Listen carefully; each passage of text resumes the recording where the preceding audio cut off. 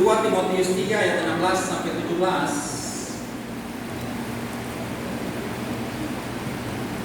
Lalu kita akan membaca dari 1 Korintus 13 ayat 13. Jadi yang ibu-ibu baca sama saya di 2 Timotius ya, 2 Timotius 3 ayat 16 sampai 17, dan nanti yang kaum bapak itu baca sama-sama dengan saya juga dari 1 Korintus 13 ayat 13 ya.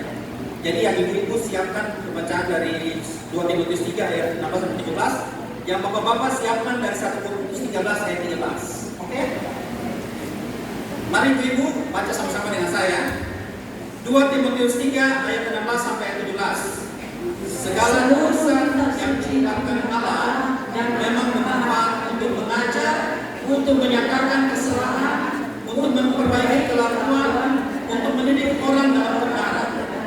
Dengan demikian, tiap-tiap manusia yang Allah diperlengkapi untuk setia berbuat baik. Yang bapak-bapak,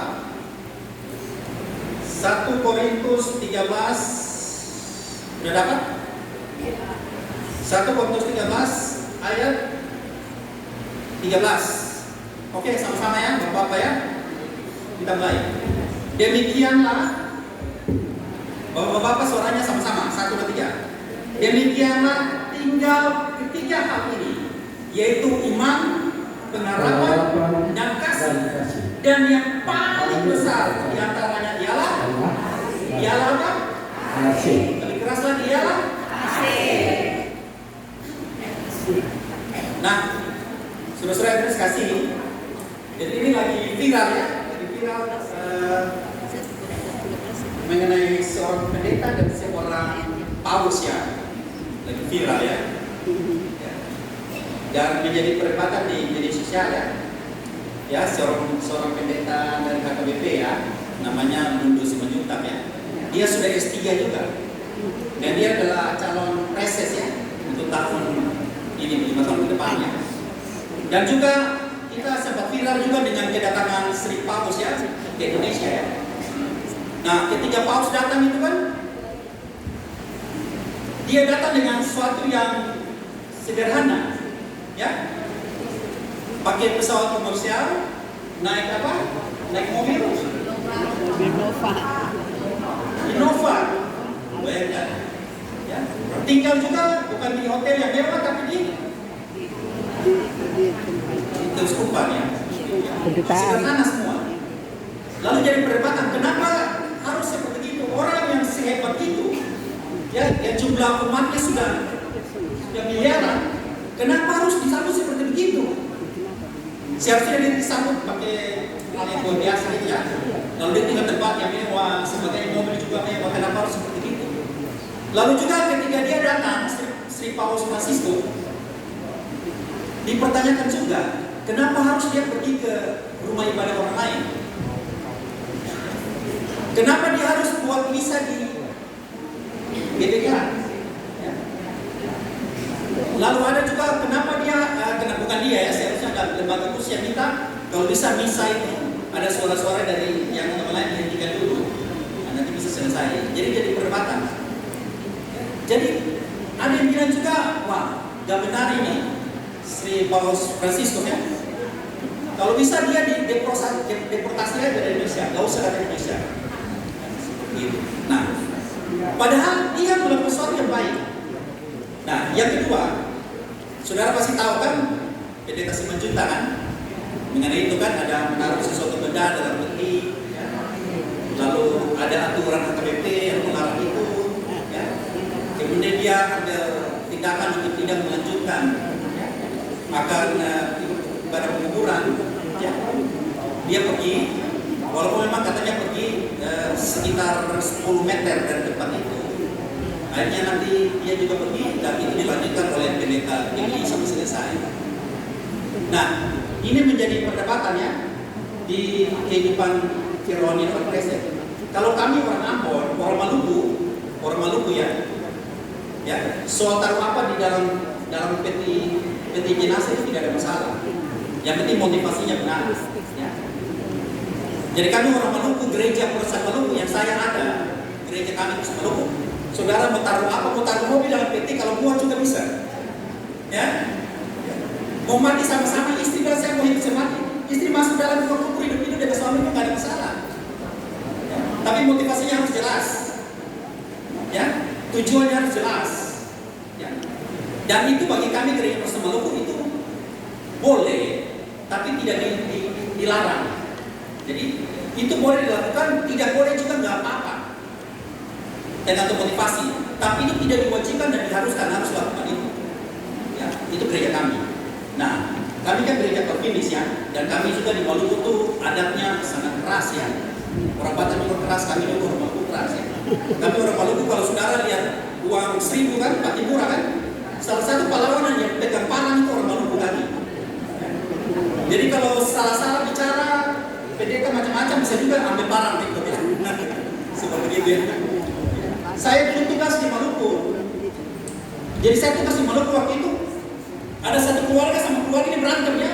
Lalu mereka ambil parang ya. Mau baku potong kan? Oh udah lama sudah banyak mau baku potong. Pendetanya nggak ada, jadi saya vikaris.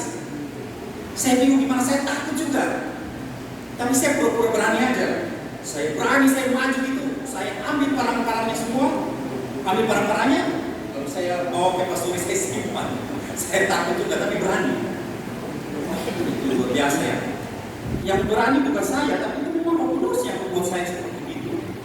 Lalu juga pernah sekali waktu saya vikaris di situ, itu ada orang Ambon tuh yang dia kan sering mau itu Lola, saudara tahu Lola kan? Lola tuh kayak kuota laut itu. Lalu itu dia bisa dipakai untuk hiasan Lola, jadi bisa seperti keran gitu. Nah, waktu mereka nyelam ambil Lola, itu lelaki yang nyelam itu akhirnya dia meninggal. Dia meninggal ya, dia mati. Lalu waktu pemakaman, mereka suruh saya yang harus pergi pada pemakaman. Pendeta bilang sudah, tapi cari saja. Nah, sebelum saya pimpin malamnya itu, saya mimpi bahwa dia ini masih hidup. Jadi saya mimpi, jadi kayak ada suara bilang dan suatu dia datang dalam mimpi saya bahwa saya ini masih hidup, belum mati. Waktu saya pimpin ibadah, saya bilang gimana ini? Ini kayaknya masih hidup orangnya, wajahnya masih nampak cerah dan sebagainya. Tapi bagi umat di situ, keluarganya sudah dinyatakan mati. Lalu saya mulai minta ini, sebelum petinya ditutup, seperti pendeta 9 juta kan? Saya bilang sebelum petinya ditutup, berikan saya kesempatan. Lalu saya dekat mayat, saya tangannya saya tekan dadanya berulang-ulang. Saya tekan kuat-kuat. Saudara tahu? Namun keluarga besar itu. Oh Pak Pendeta jangan begitu, itu tidak baik itu Pak Pendeta. Marah. Saya juga bisa ngomong sama mereka. Tunggu dulu kasih saya kesempatan. Tapi hari itu saya bilang gini, kalau keluarga setuju, oke. Saya tidak akan lanjutkan. Tapi keluarga setuju, saya akan lanjutkan. Kalau nggak bisa pendeta, kalau main udah mati aja. Jangan bikin sampai orang saya ini yang meninggal nanti lebih ini lagi. Jadi tradisi mereka menghargai orang yang sudah meninggal. Saya bilang oke, terserah. Saya minta peti, bawa ke pemakaman di kuburan, dikubur. Malamnya saya tidur, saya mimpi lagi. Dia panggil saya, bahwa saya ini masih hidup. Saya bilang buat keluarga lagi. Kita gali kuburan masih 1 hari. Kemungkinan dia masih hidup. Keluarga bilang enggak, udah selesai. Kami sudah selesai. Saya bilang terserah kembali kepada keluarga. Jadi saya tidak memaksa. Apa yang Tuhan taruh dalam pilihan dan sebagainya saya tidak memaksa. Ya, karena saya yang paling utama adalah kasih. Ya. Saya sudah memberitakan Injil, sudah nyatakan sesuatu, tapi kalau dia keluarga tidak setuju, yaitu kembali dia masing-masing bertanggung jawab dan dia sendiri yang akan menjalani itu seperti itu. Ya. Nah, di gereja kami, gereja Kristen Maluku, kami mengandung paham ini mengenai adat istiadat tradisi gereja saya. Karena saya lahir dari gereja situ, saya besarkan di gereja situ, saya juga sekolah dengan paham itu teologi, dan saya juga berkhotbah seperti paham gereja saya. Jadi gereja kami itu gereja Kristen Maluku GPM, memang nggak ada di Medan ya.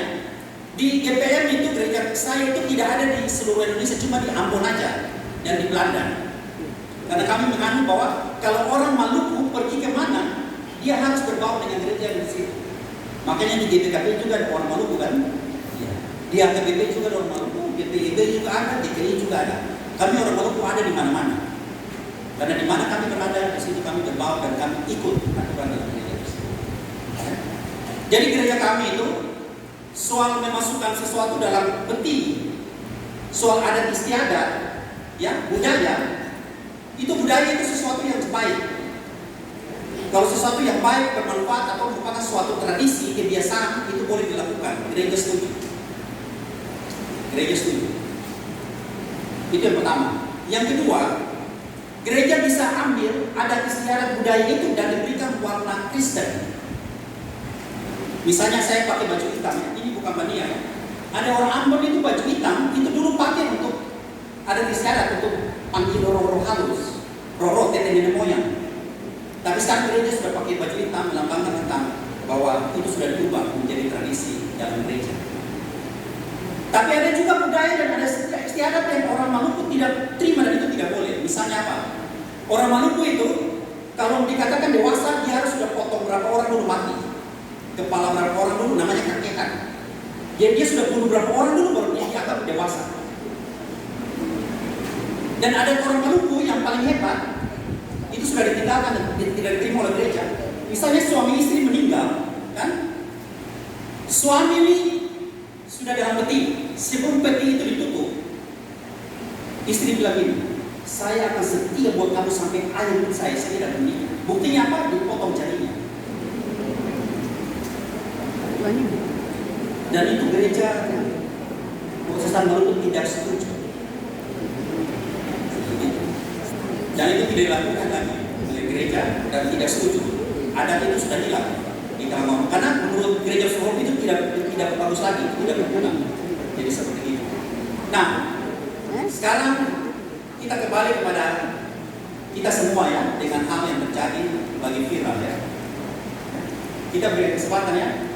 Jadi kita sudah baca tadi mengenai 1 Timotius bahwa Alkitab firman Allah itu berguna untuk mengajar, menyatakan kesalahan ya, yang mendidik orang pada jalan benar. Lalu kita baca dalam 1 Korintus 13 ayat 13 bahwa iman, orang Kristen punya iman, pengharapan dan kasih itu harus dimiliki.